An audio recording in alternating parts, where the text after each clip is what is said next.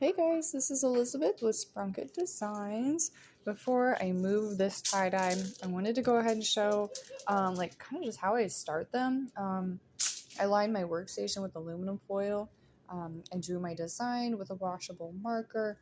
Went ahead and folded on that line until it was a straight line by manipulating the fabric, banded it. I'm probably going to make that band a little bit tighter. That way it really comes out like just white. That way that line does not get saturated with dye.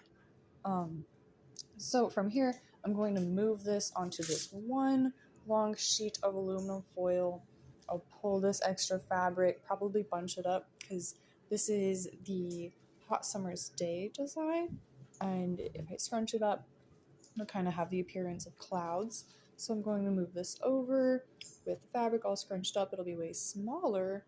And then I'll pull the aluminum foil up around it, make like a frame. From there, I'll sprinkle soda ash on it, put the powder dye on it, and I will show you guys how I do that. Right now, this was just how I'm getting it all started.